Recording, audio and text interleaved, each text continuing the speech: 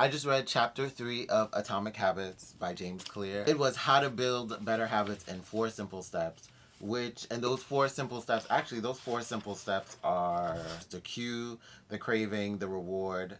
No, the cue, the craving, the response, and the reward. And that in turn translates to 4 laws, which I assume would be which would be the 4 steps of the first law would be the cue, make it obvious. The second law would be the craving, make it attractive. The third law, the response, would be make it easy.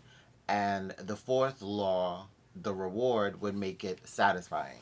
I've pretty much, for the most part, grasped all of that and understood it. I read chapter 3 and then I went back to chapter 2 because I didn't fully grasp the identity piece, because I think I don't know, I had these expectations going into to chapter 2 with identity, how to shape your habit, how your habits shape your identity, and I felt like there was going to be like some kind of framework or some kind of explanation on how to create your identity. Like there was going to be a framework that says this is how you create your identity, and that is not what he did. It basically, and it's like I read it and I think because I had these expectations, I didn't grasp when he said it's a two-step process of changing your identity. And part of that two-step process of changing your identity is number one, deciding the type of person you want to be and proving it to yourself with small wins. I read it and I kind of brushed over it because I almost felt like I expected him to kind of like break this down into like a framework of like, this is how you decide the type of person you want to be. You know, here's the questions and the questions that you ask yourself or whatever that you do to get to the point of like defining an identity that you want, and then kind of like backtracking, the habits that you need to do. But I think part of the reason why I didn't understand it too is because he gave the example of who is the type of person who could write a book. And when he asked that question, my first thought was, somebody that, they write every day, and and to make it more specific, you would write for an hour a day. You would write for whatever a lot of time, and you always show up and you have the place that you're set up to write and all that stuff. And his answer to that was, it's probably someone who is consistent and reliable. And that kind of, at the time when I read it the first time, it kind of threw me off. Like, what do you mean consistent and reliable? Like, it's the person that writes regularly every day. Like, they write every day. The beliefs that create the habits and all that stuff, like, I don't know what that is. The fact that I wasn't seeing consistent and reliable as the core value basis, but it was kind of more the actions of the things to do. For me, I see being consistent and reliable is not just something that you need to be a writer.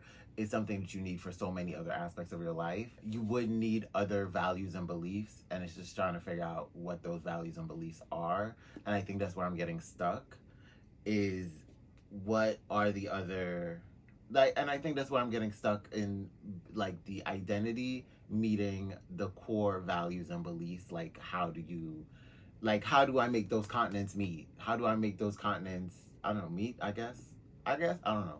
I think that's how I'm trying to say, it. But like, how do I make not just the identity be about the actions, but like, what is the core values and beliefs beneath that identity? It's also understanding what identity I'm going for, and then understanding what core values and beliefs are underneath that identity.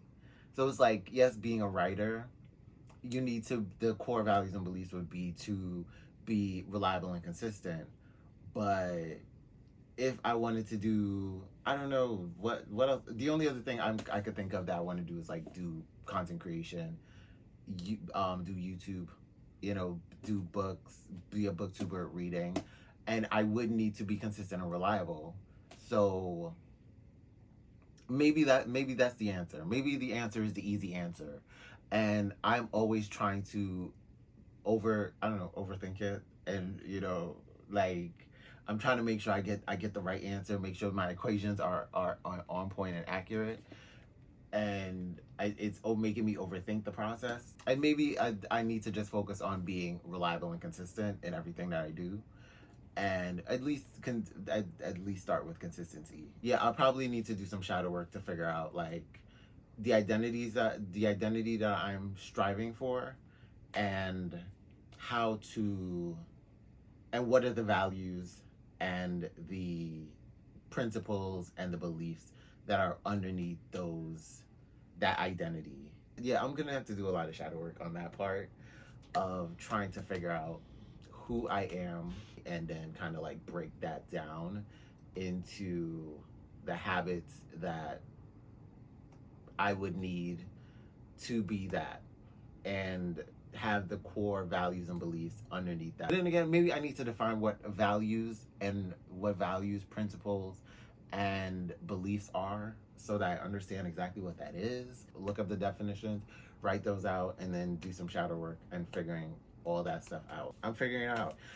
Ooh, baby, this was a whole shadow work moment right now, but we gotta do a little bit more shadow work. Gotta sit down and write that out. A process. That was a breakthrough. For now, the main thing that I'm working on is my identity, deciding the type of person that I want to be. And I've wanted to do that for a while. I've been telling myself that you need to sit down and like write out these things that you already have thought in your head about who you want to be, and not just being a writer, not just being a YouTuber or a booktuber, but all these other different little elements. How do you want to, like, very much the manifestation thing of like, how do you want to dress? How do you want to feel? What are all these different elements that make this person that you can see yourself as, you know? And then you reverse engineer all of the little elements that it takes to be that person. So it's like, does that person exercise? What is their financial habits like? You know, all of that, all of that, all of that. You know, what do they eat? Where do they like to go? What is their sense of style like? All of these things, and it'll like, you know, just these little pieces, like, and it will kind of define the person that I am. Thank you for spending your time with me, and I'm out this bitch like Fleek. Shout out to Peaches. Thank you, girl.